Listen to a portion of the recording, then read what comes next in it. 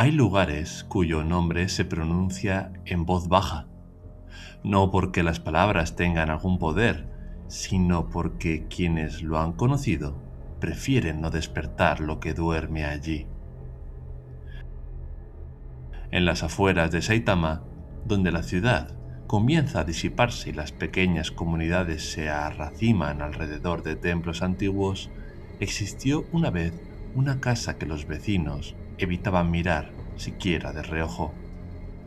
La llamada Casa Triangular, aunque muchos otros, los más jóvenes, la conocieron como la Casa Amarilla.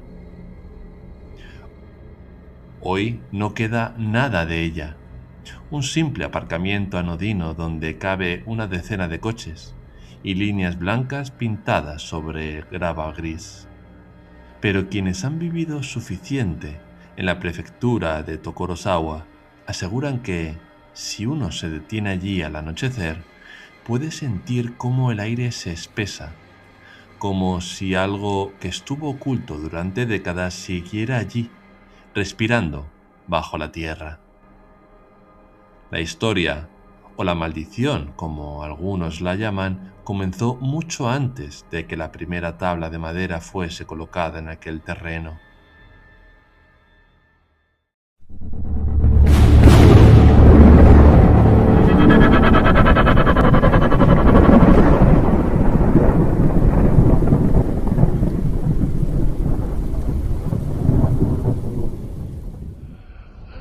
Los ancianos del barrio de Himohicho recuerdan cómo, en su juventud, el tiempo parecía detenerse cada vez que alguien mencionaba aquel solar. Decían que antiguamente había sido parte de un cementerio budista, cuyos límites se habían perdido con los años. El terreno triangular había quedado aislado, como un rincón sobrante que nadie quería reclamar. Cuando por fin alguien lo compró para construir una casa, los vecinos intentaron advertirle. No era superstición, decían. Simplemente no era un buen lugar. El comprador, un hombre de ciudad con más ambición que paciencia, desoyó todas las advertencias. La forma triangular del terreno le obligó a proyectar una casa también triangular, más estrecha en un extremo, como si el edificio se estrechara deliberadamente hacia un punto. Pero a él le pareció moderno, aunque a los vecinos les pareció más bien antinatural. La construcción fue rápida, pero no tranquila. Fuentes constatan que uno de los obreros cayó desde el segundo piso sin razón aparente. Según dicen, no tropezó, ni tampoco se resbaló. Simplemente cayó hacia atrás, como si lo hubieran empujado. Otro se negó a volver tras escuchar, según él, en el interior, aún vacío, unos pasos que parecían seguirle desde la planta de arriba. Fueron tales los problemas que el contratista tuvo que pagar horas extra para reemplazar a quienes se marchaban. Cuando la obra terminó, la casa destacaba como un diente enfermo entre las viviendas tradicionales de la zona. Paredes amarillas, techos bajos y una forma que parecía desafiar a la lógica. Los primeros en mudarse fueron una pareja joven. Nadie recordaba sus nombres, pero todos coincidían en lo mismo. Estaban muy ilusionados, como si aquel rincón extraño fuese el inicio del momento más grande de sus vidas. Los primeros días no ocurrieron grandes cosas. La mujer, cuentan, se presentaba con una sonrisa tímida en la tienda del barrio. Compraba verduras y hablaba de cómo había decorado la habitación del segundo piso. El marido, en cambio, era más reservado, pero también muy educado. Pero, a las pocas semanas, algo cambió. Los vecinos comenzaron a notar que la mujer ya no saludaba. Caminaba rápido, mirando al suelo, como si temiera que, al levantar la vista, fuese a ver algo que no quería ver. En las noches, algunos afirmaban escuchar discusiones, mezcladas con sollozos. Pero lo que más inquietó a los habitantes del barrio fue que todas las luces de la casa se encendían a medianoche, sin excepción. Solo a medianoche y solo durante unos minutos. Luego, estas volvían a apagarse. Una noche, el marido acudió al pequeño dispensario médico de la zona. El doctor recordaría siempre sus palabras. 眠れない。天井から足音が聞こえる。El médico intentó tranquilizarlo, pero el hombre insistió. 妻は2階に上がってきません。寝室のドアに鍵をかけているんです。誰かが自分の名前を呼んでいると言っているんです。Unas semanas después, y para conmoción de todos, la pareja fue encontrada muerta. Las versiones difieren. Algunos aseguran que se trató de un suicidio doble, otros que hubo violencia previa. Y para hacer más perturbador todo, no hubo un solo comunicado oficial claro, algo del todo inusual en Japón. Pero desde entonces, nadie dudó de que la casa estaba definitivamente marcada. La vivienda quedó vacía durante años. Quien conseguía alquilarla no duraba mucho. Un estudiante universitario abandonó la casa apenas 6 días después de mudarse. 眠れない。 Decía, 家が呼吸する。 otro inquilino, un oficinista recién divorciado, confesó a un compañero de trabajo que lo había despertado una noche una mujer inclinada sobre él, con el cabello cubriéndole la cara. El compañero pensó que era la ex esposa. Él solo negó con la cabeza. 足がなかった。 Susurró. La historia, con esta acumulación creciente de fenómenos, se propagó. La casa, con sus ángulos imposibles, su color amarillento ya descascarillado y sus ventanas que parecían hundirse hacia adentro, atrajo a adolescentes curiosos, exploradores urbanos y buscadores de fantasmas. Muchos salieron riendo, pero otros salían temblando, y hubo quienes no quisieron hablar jamás de lo que vieron. El episodio más citado y uno de los más perturbadores ocurrió una noche en la que un vecino llamó a la policía. Había escuchado gritos desgarradores, como de alguien suplicando ayuda. 2 agentes acudieron. El vecino que los vio entrar aún hoy recuerda el brillo de sus linternas desplazándose por la planta baja. Luego, uno de los policías abrió la puerta de la escalera y comenzó a subir. El otro lo siguió. No pasaron ni 3 minutos, pero cuando bajaron, algo en ellos había cambiado. Ambos agentes estaban pálidos, sudorosos y con los ojos muy abiertos. Uno sostenía la linterna temblando, tanto que el haz de luz oscilaba como si estuviera viva. El otro murmuraba algo incomprensible, como si rezara. No quisieron dar explicaciones al vecino que se interpuso en su camino hacia el coche patrulla. Al día siguiente, la leyenda de este lugar cuenta que uno pidió el traslado. El otro policía, según cuentan, sufrió un ataque de nervios que le tuvo unos días alejado del servicio. Desde entonces, la policía evitó entrar en la casa. Entre ellos debieron hablar de lo que allí sucede y firmaron un pacto de no acercarse a ese punto de la ciudad. Si había que hacerlo, se enviaban patrullas conjuntas. Y aún así, muchos agentes se excusaban para no acudir. De todas las partes de la casa, la más temida era el segundo piso, especialmente la habitación triangular que ocupaba el extremo más estrecho de la estructura. Los investigadores que allí se colaban contaban que la temperatura era más baja, incluso en verano. Otros decían que el tatami tenía una mancha oscura, como una sombra que no desaparecía, aunque se raspara o cubriera. Un grupo de adolescentes aseguró haber entrado una noche de verano con la intención de grabar un vídeo. Subieron las escaleras entre risas, alumbrándose con el móvil. El vídeo, cuentan, se corta justo cuando abren la puerta del segundo piso. No porque algo les atacara ni porque el móvil se cayera. El vídeo simplemente se vuelve negro, como si alguien o algo hubiese puesto la mano sobre la cámara. Uno de ellos, ya adulto, dijo una frase escalofriante en una entrevista anónima.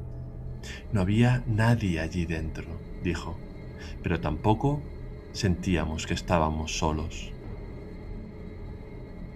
Con el tiempo, nadie quiso vivir allí.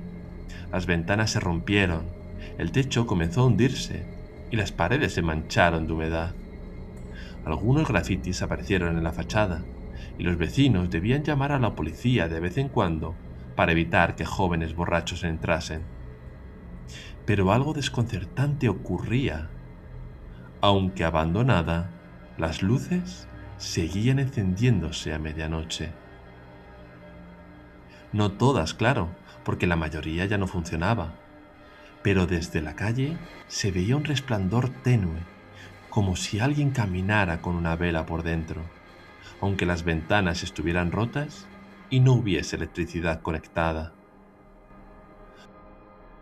Para alimentar la leyenda, en el barrio se rumoreaba que los gatos del barrio evitaban la casa, que los pájaros no se posaban en el tejado, y lo más terrorífico de todo, que una mujer con kimono blanco podía verse a veces detrás de la ventana angosta del segundo piso. Hacia 2013 la casa era ya un riesgo para la seguridad pública. Demasiados accidentes, demasiadas visitas no autorizadas, demasiadas historias que corrían entre los estudiantes del instituto cercano. Finalmente, el ayuntamiento aprobó su demolición. Los trabajadores que participaron en el proceso cuentan que, el primer día, entraron para retirar los restos del interior. Uno de ellos, un veterano con décadas de experiencia, salió del edificio con rostro desencajado. 私は二度とそこへは戻りません。 Dijo, y no quiso explicar por qué. La demolición avanzó con dificultades, herramientas que se rompían sin motivo, maquinaria que se detenía de forma brusca, incluso un pequeño derrumbe inesperado del techo que casi hiere a uno de los operarios. Cuando la casa finalmente cayó, muchos vecinos salieron a la calle para observar el montículo de escombros, como si quisieran confirmar con sus propios ojos que aquello por fin había terminado. Pero, como puedes imaginar, no había terminado. Meses después, el terreno fue allanado y convertido en un pequeño aparcamiento, con líneas blancas que delimitaban cada plaza. Ya no se veía ninguna señal de la casa, ni del triángulo, ni de las paredes amarillas, ni de las ventanas rotas. Sin embargo, la gente evitaba aparcar allí. No había razón clara. Algunos decían que les daba mala espina, otros que sentían un mareo leve al bajarse del coche. ¿Sugestión? Pues es posible, pero yo personalmente nunca quiero dar una opinión clara porque en estas cosas todo es posible sin haber tenido una experiencia propia. Y comenzaron nuevos testimonios en referencia al nuevo parking. Una noche de otoño, una mujer que trabajaba en un restaurante cercano aparcó allí al salir tarde. Al volver a su coche, escuchó un golpe seco contra el techo. Pensó que era una rama, pero no había árboles alrededor. Otra persona, un repartidor, afirmó que al bajarse del coche sintió que alguien caminaba justo detrás de él. Este hombre se giró, pero no vio a nadie. Solo el eco extraño que produce un espacio demasiado vacío o demasiado lleno según se mire. Con los años, el aparcamiento se volvió parte del paisaje. Los más jóvenes ni siquiera sabían que allí hubo una casa maldita. pero los ancianos del barrio aún cruzan la calle para no pasar junto al solar.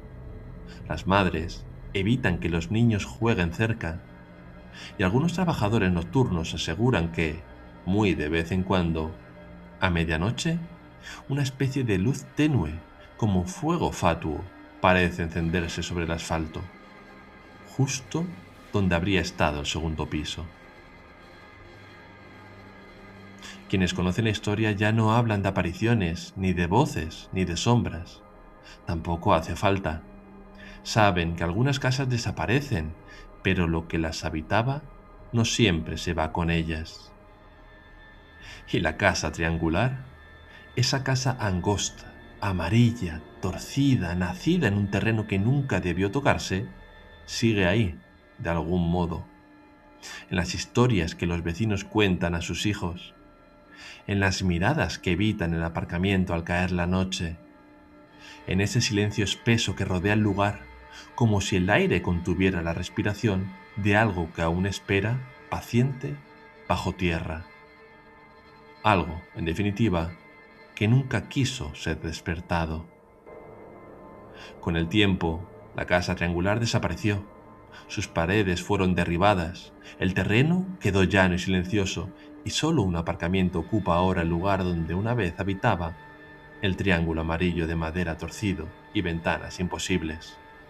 Pero las historias, como siempre, sobrevivieron. Los vecinos continuaron hablando de luces que se encendían solas, de pasos en la noche y de presencias que parecían observar a quienes osaban acercarse.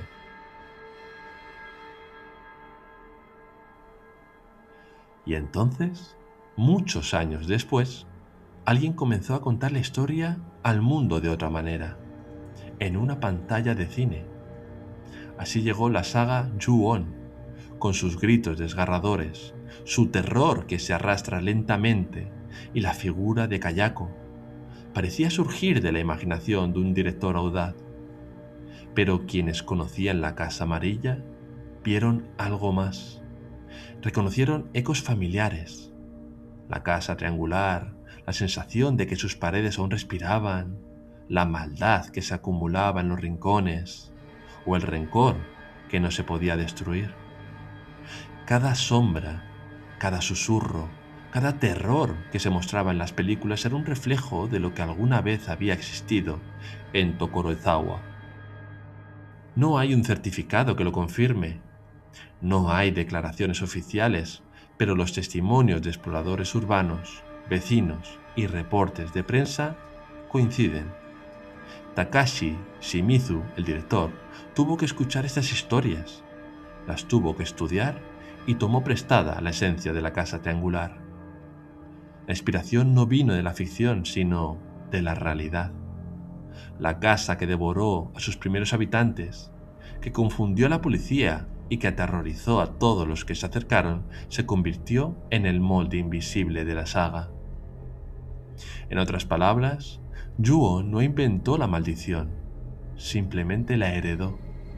La Casa Amarilla fue una semilla y la pantalla de cine solo permitió que su rencor se hiciera conocido en todo el mundo. Cada vez que un espectador siente el miedo al ver a Kayako descender por las escaleras, escuchar sus pasos o mirar su rostro inclinado desde la sombra, está recordando, aunque no lo sepa, la verdadera casa que alguna vez existió en Saitama. La revelación final es aterradora o simple.